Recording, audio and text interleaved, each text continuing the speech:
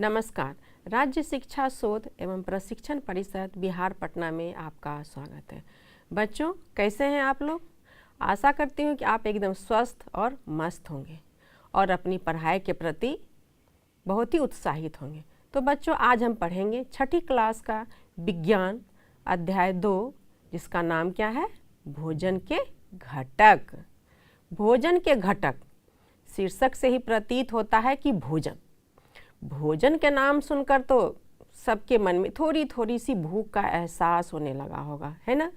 भोजन का नाम सुनकर ही हमारे मुंह से लार टपकने लगता है और बहुत सारे व्यंजन, खट्टे मीठे, चावल दाल, गर्मा गर्म सब्जी, पापड़, चटनी, रायता, पनीर के पराठे, मेथी के पराठे, बहुत सारे व्यंजनों का नाम याद आता है जो हमें मम्मी तरह तरह का व्यंजन बनाकर खिलाती है।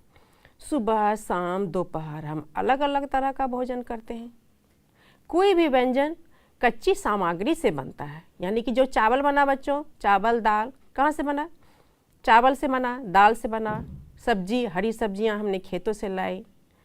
दूध पिए, खीर बनाया, बहुत सारी चीज़ बनाई, मिठाई, यानी कि कोई भी चीज़ हमें बनाने के लिए हमें कच्ची सामग्री का इस्तेमाल करते हैं।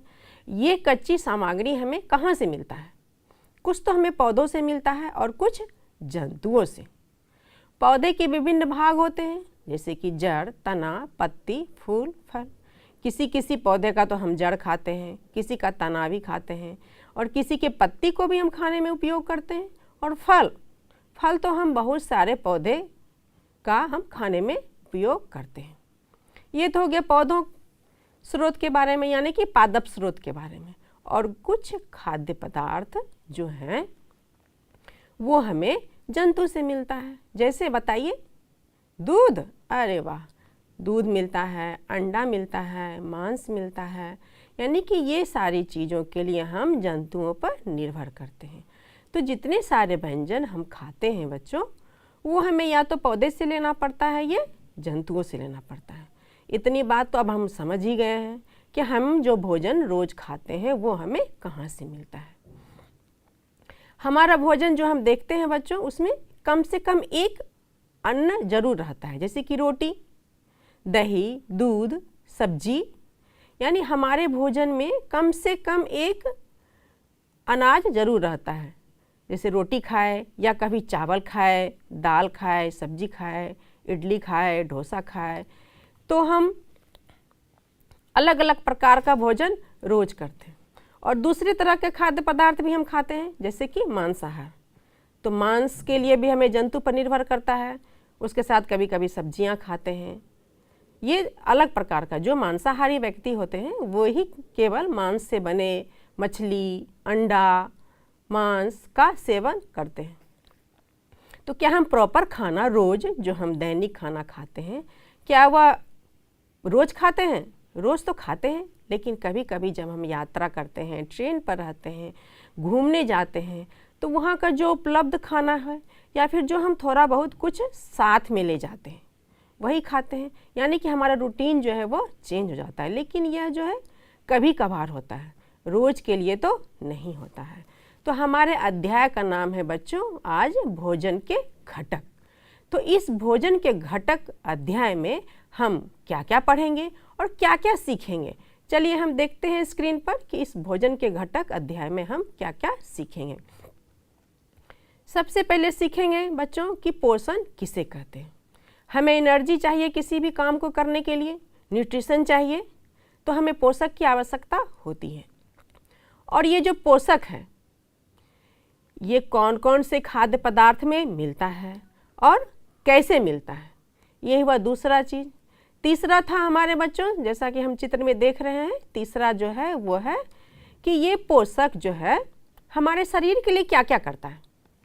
जो पोषक तत्व हम खाते हैं वो शरीर के लिए क्या क्या करता है।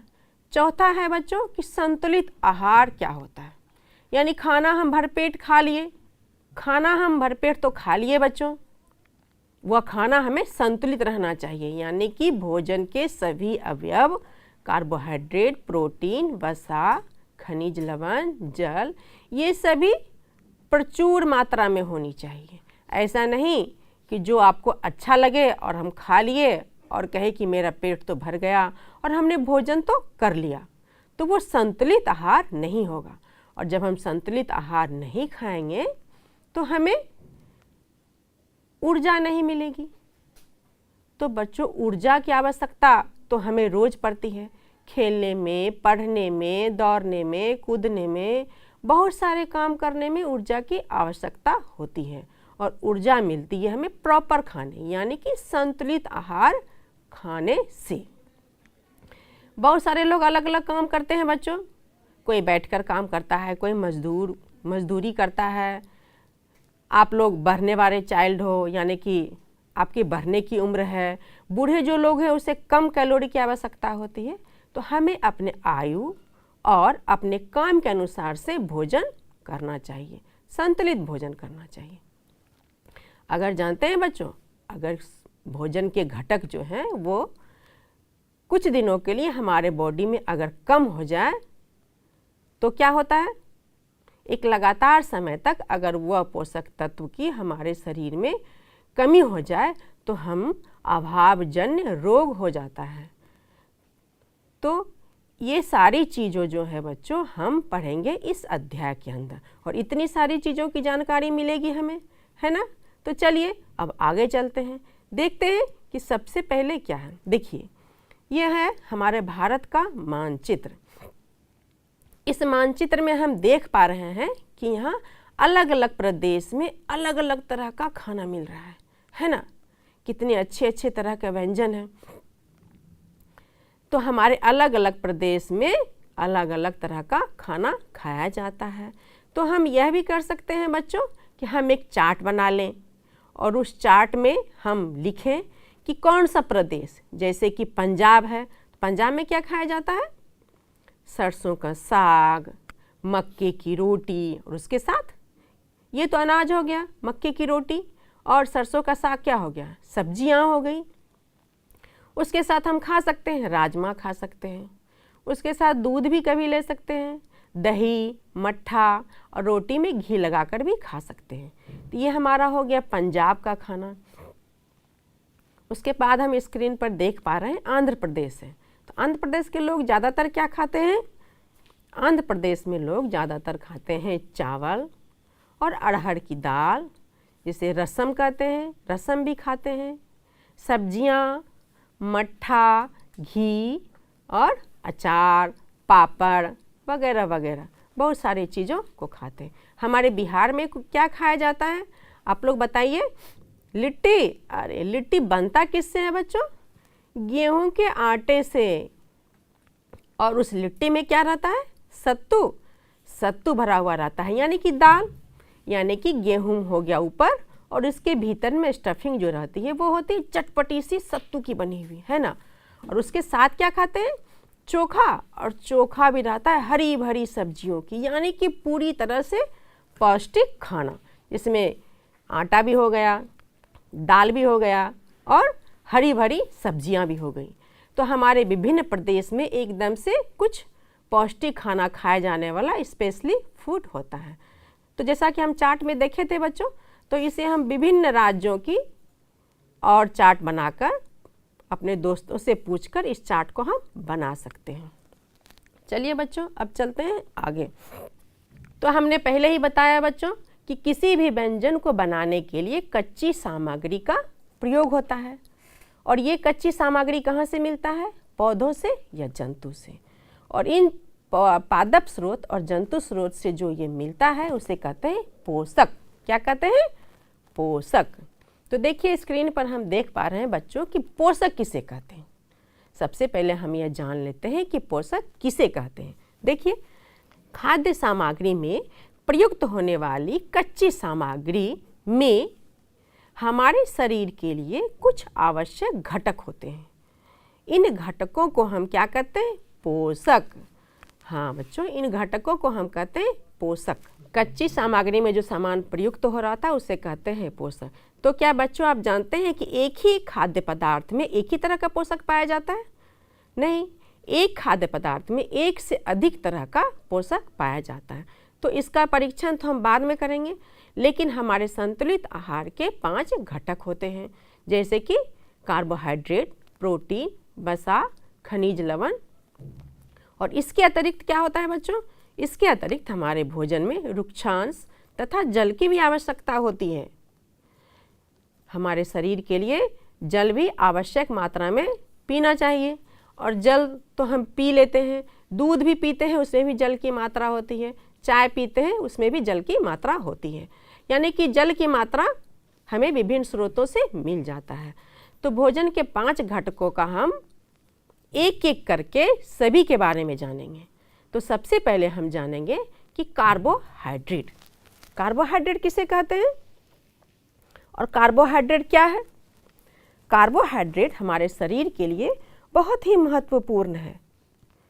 कितना महत्वपूर्ण है? यह इतना महत्वपूर्ण है जैसे कि अगर कोई कार है, कार में हमें ईंधन की आवश्यकता होती है। कार चलती कैसे है? पेट्रोल से, डीजल से, यानी कि उसमें ईंधन की आवश्यकता होती है। और ईंधन जब खत्म हो गया तो क्या कार चलेगी? नहीं चलेगी, उसे फिर से उसमें ईंधन डालना पड़ेगा। इसी तरह हमारे बॉडी में, यानी कि हमारे शरीर में, शरीर को चलने के लिए ईंधन की आवश्यकता होती है, और इस ईंधन को क्या कहते हैं? कार्बोहाइड्रेट। तो कार्बोहाइड्रेट क्या करता है बच्चों? हमारे शरीर को एक्टिव करता है, यानी कि सक्रिय करता है। तो स्क्रीन पर हम देख रहे हैं कि कार्बोहाइड्रेट जो है, स्वस्थ रहने के लिए हमें कार्बोहाइड्रेट की आवश्यकता होती है, और यह हमारे आहार यानी कि भोजन का एक अनिवार्य हिस्सा भी है। तो कार्बोहाइड्रेट ऊर्जा का प्रमुख स्रोत है, यानी कि कार्बोहाइड्रेट हमें एनर्जी देता है खेलने के लिए, कूदने के लिए, पढ़ने के लिए और एक्टिव रहने के लिए। एक्टिव रहेंगे, सक्रिय रहेंगे, तभी तो हम सारे काम को बहुत आसानी से निपटा लेंगे। अगर हम इनएक्टिव रहे, बीमार पड़ जाएं, तो क्या होता है? किसी काम को करने में मन लगता है? बिल्कुल नहीं मन करता है। मन करता है कि कहीं कोने में पड़े रहें या फिर आराम करते रहें। हम सक्रिय नहीं रहते हैं। जब हम सक्रिय नहीं रहते हैं तो हमें किसी भी कार्य करने में मन नहीं लगता है। मन करता है चुपचाप बिस्तर पे जाएं और लेट जाएं, सो जाएं, कोई भी काम नहीं करें। तो हमें एक्टिव रहने के लिए क्या आवश्यकता है? भोजन की, यानी कि संतुलित आहार।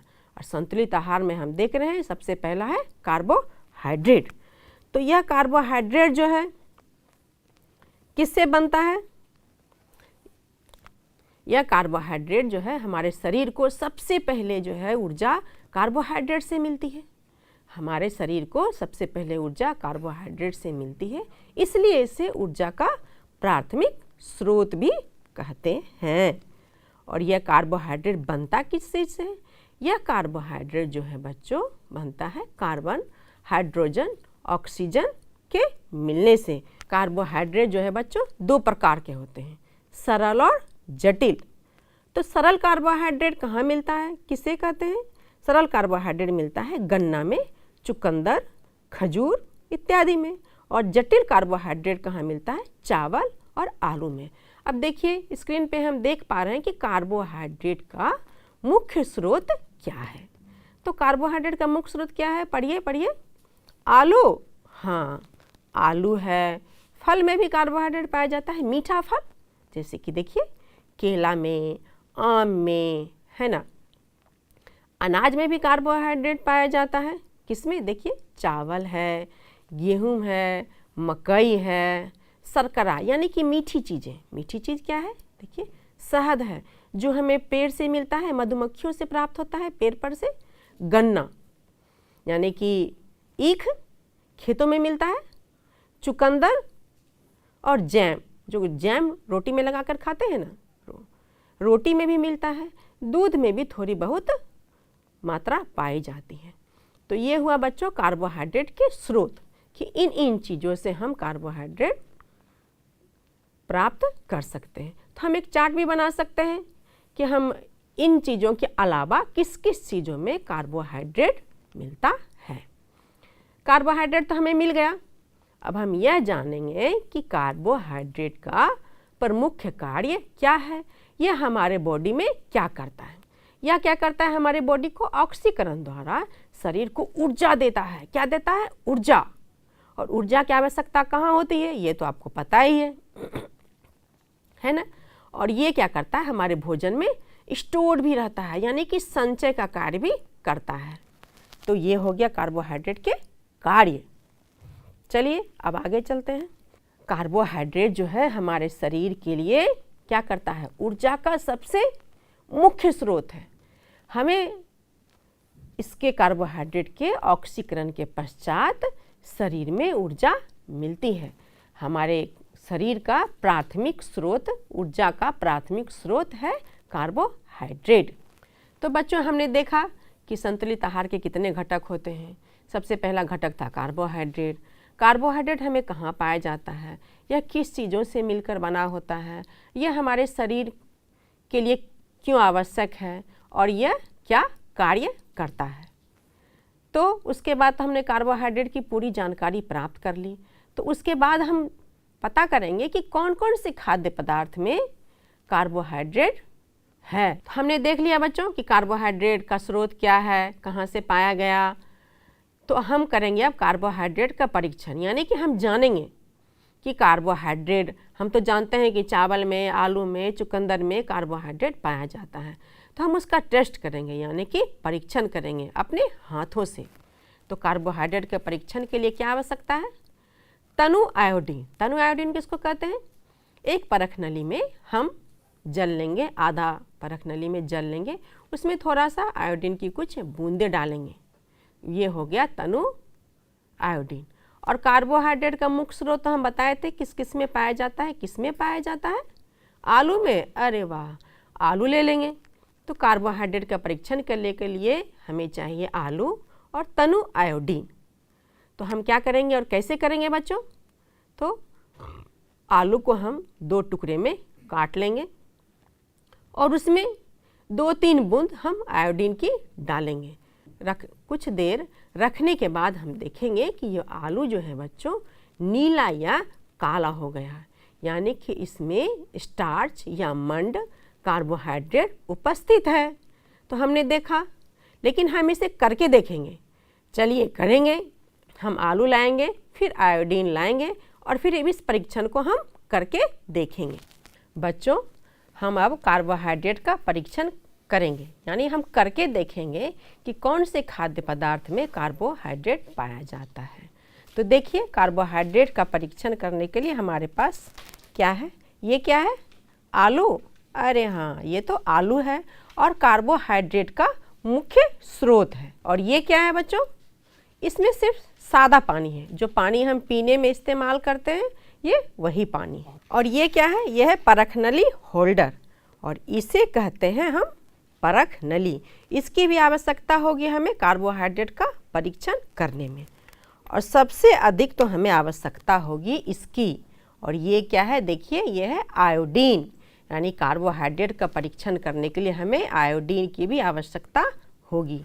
और ये है चाकू, सिर्फ जो हमें आलू काटने में काम करेगा। तो आइए हम करके देखते हैं कि आलू जो है, हम पढ़े हैं कि आलू जो कार्बोहाइड्रेट का मुख्य स्रोत है। तो हम परीक्षण करके देखते हैं कि ये आलू में कार्बोहाइड्रेट पाया जाता है कि नहीं पाया जाता है। तो इसके लिए हम सबसे पहले क्या करेंगे, सबसे पहले हम एक परख नली लेंगे, एकदम साफ सुथरी और सूखी हुई। इसमें क्या करेंगे बच्चों, थोड़ा सा पानी डालेंगे। हमें तनु आयोडीन बनाना है ना, तो हम बताए थे कि तनु आयोडीन बनाने के लिए हमें परख नली में पानी डालना है। हमने आधा परख नली पानी लिया और अब इसे हम किनारे करते हैं और इस पानी से भरे हुए परख नली को हम परख नली होल्डर में रख देंगे ताकि यह आराम से रह सके। अब हम आयोडीन लेंगे और आयोडीन की कुछ बूंदों को हम इस परख नली में डालेंगे। डाल दिया हमने बच्चों। चलिए इसे भी हम किनारे रखते हैं। अब ये आलू है और आलू कार्बोहाइड्रेट का मुख्य स्रोत है। इसे हम चाकू की सहायता से काटते हैं। देखिए हमने काट लिया। अब इस कटे हुए आलू पर हम ये आयोडीन का घोल डालेंगे।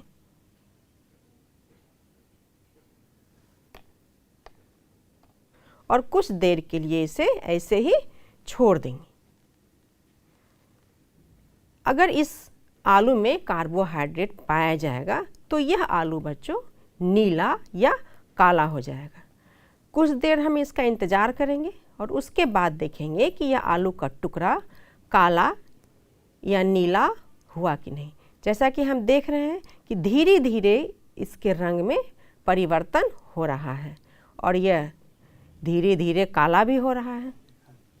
देखिए कटा हुआ आलू का कलर देखिए कितना सफ़ेद है, एकदम से उजला। और जब हम इस पर तनी आयोडीन डालें तो देखिए इसका रंग क्या हो रहा है, इसका रंग धीरे धीरे काला होते जा रहा है। तो क्या समझे बच्चों? हाँ, इससे हम ये समझ गए कि ये इस आलू में कार्बोहाइड्रेट पाया जाता है। आलू में कार्बोहाइड्रेट की बहुत अधिक मात्रा है, इसलिए जब हम आयोडीन का घोल इस आलू पर डालें तो देखिए इसके रंग में किस तरह से परिवर्तन हो गया। हम चित्र में देख पा रहे हैं कि एक बिल्कुल सा सफ़ेद है और एक काला हो रहा है। धीरे धीरे इसका कलर और गहरा होते जाएगा। तब हम समझ गए बच्चों कि आलू में कार्बोहाइड्रेट है। तो हम परीक्षण करके भी देख लिए। तो चलिए हमने आलू में कार्बोहाइड्रेट का परीक्षण कर लिया। इसी तरह से हम और खाद्य पदार्थ में परीक्षण कर सकते हैं, चावल में, चुकंदर में, गन्ना में। इस तरह से और सी खाद्य पदार्थ लेकर हम परीक्षण करके एक तालिका बना सकते हैं कि इन खाद्य पदार्थों में कार्बोहाइड्रेट पाया जाता है। उसकी आप एक सूची बना सकते हैं, है ना बच्चों? तो हमने कार्बोहाइड्रेट की पूरी तरह से जानकारी प्राप्त कर ली। तो भोजन के दूसरे अवयव थे वसा, प्रोटीन, उसके ओर चलेंगे। तो चलिए हम अब अगले कक्षा में हम वसा के बारे में पढ़ेंगे। तब तक के लिए नमस्कार और तब तक आप स्वस्थ रहिए और खूब मन लगाकर पढ़िए। धन्यवाद।